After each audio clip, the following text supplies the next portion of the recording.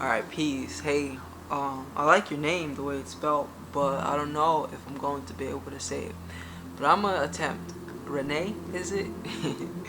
But anyways, welcome. This is going to be your mini reading.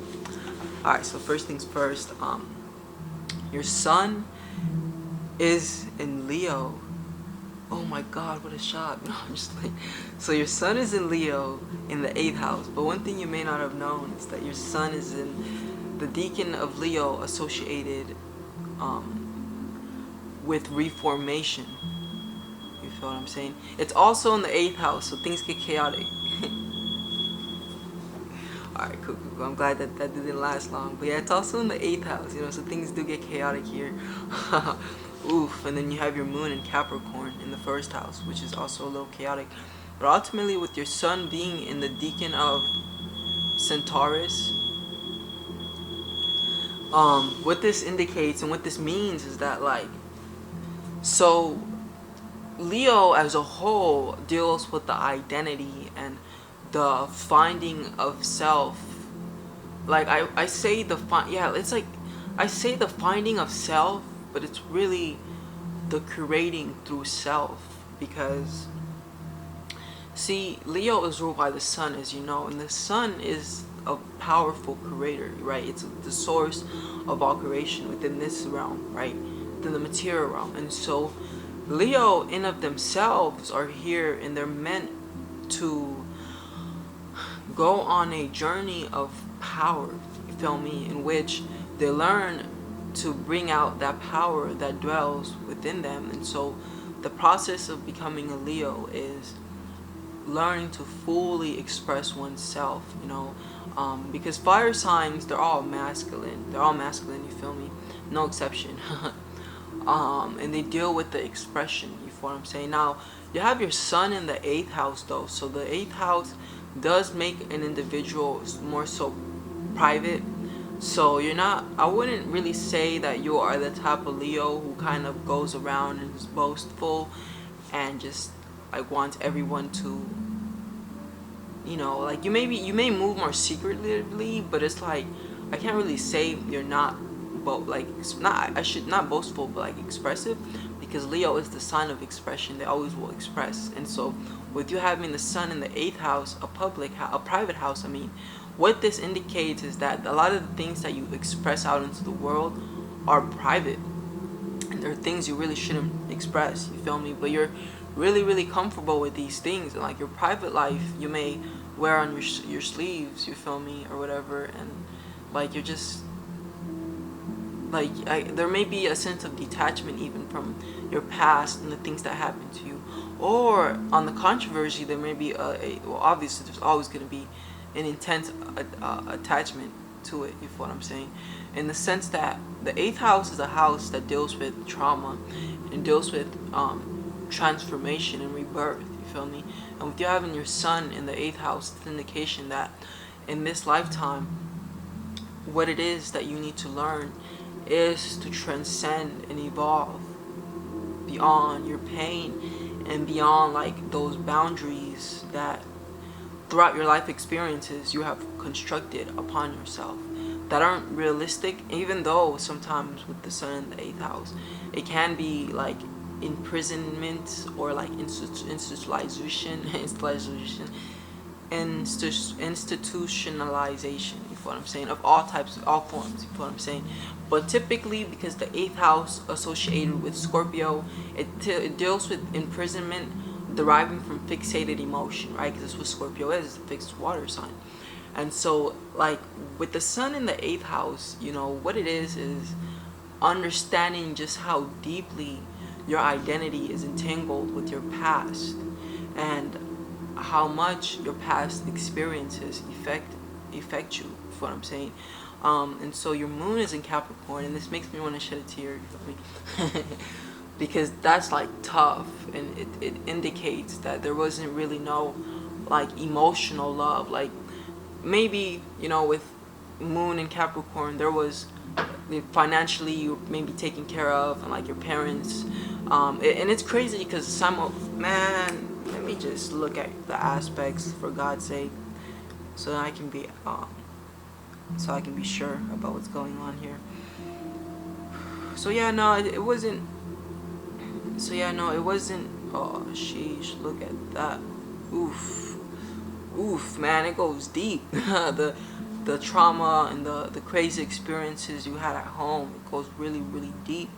And so, oof, at least you got Saturn at 333 degrees. That's cool.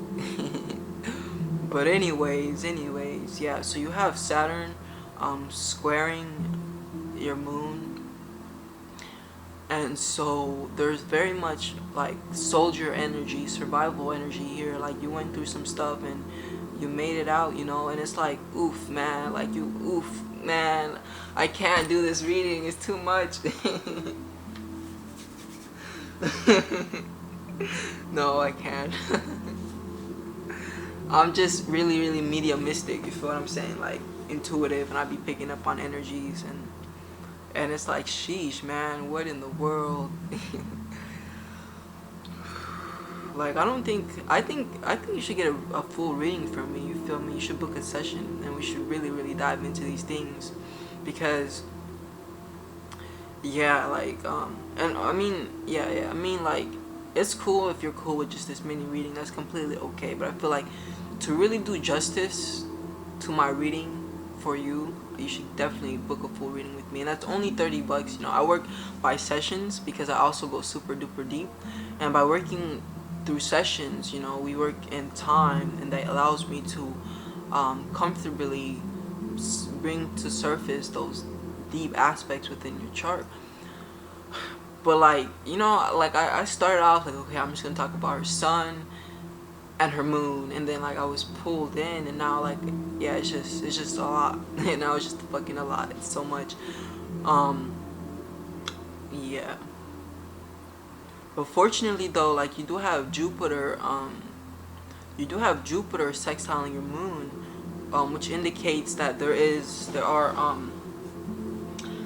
abilities for you to like get into spaces of cultivating faith and hope. You feel me? And like, although you've gone through all these experiences, and although like um yeah, I'll leave it at that. Although you've gone through all those restrictive experiences, there's still not an ability to withstand and like believe in a bigger picture and have faith. Ultimately, you feel me? Jupiter is a benefic planet, you know, and it's like it deals with religions. You feel me, as well. And it's an energy that deals with having faith and belief in something greater. So it's like, you know, Sagittarius and both Sagittarius and Leo, oh my bad, both Sagittarius and Pisces rule over.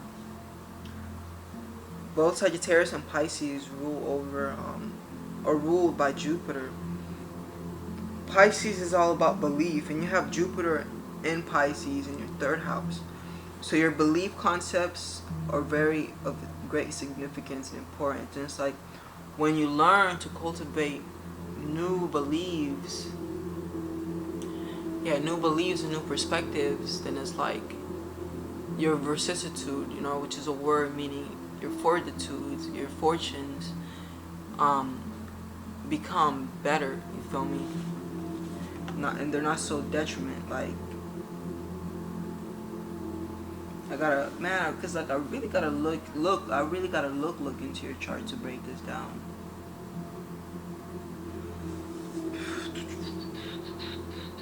But anyways, yeah. Let me just go back to your sun and your moon. Let me just go back to your sun and your moon. So, with your sun being in the 8th house, though, in the sign Leo, it's like you have to, like I said earlier, transcend your pain and suffering. And when you do that, you know, you will become such a potent and powerful healer ultimately. You know, the 8th house is a house of healing. Your Jupiter is in Pisces, trining your moon, but then you also have moon in Capricorn, which indicates you have tremendous ambitious abilities, and you have a diplomatic, but yeah, you have a diplomatic ability, when it comes to working with other people and getting what you want, you feel me? But like Capricorn is very business orientated, is more so what I'm trying to point at. And so they're also very versatile. As you may know, Capricorn is like the mountain goat, you feel what I'm saying? And the mountain goat, as it climbs the mountain, it has to bend and like twist and like do all of these things, you know, to ensure that it makes it to the top.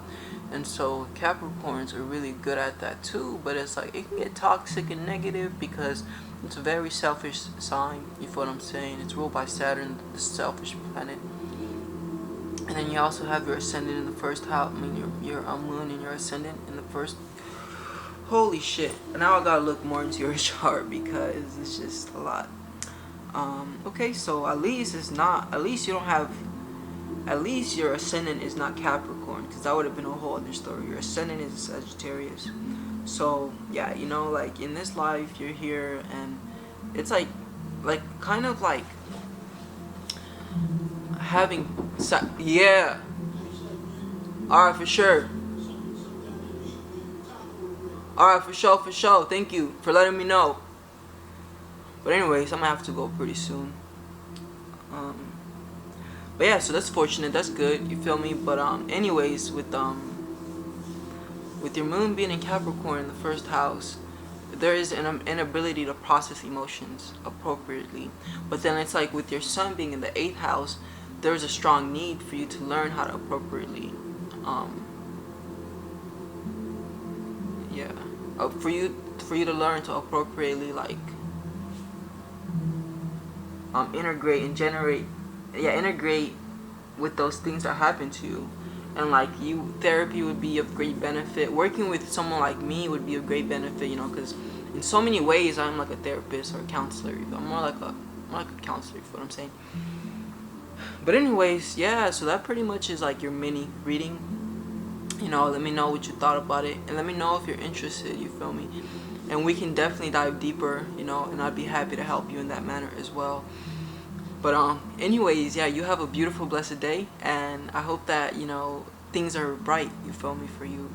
Even though I just looked at your chart and it's crazy, I'm still gonna have hope that everything is bright for you, you know, or things get brighter for you, you know, like this yellow shirt I'm wearing. Alright, peace.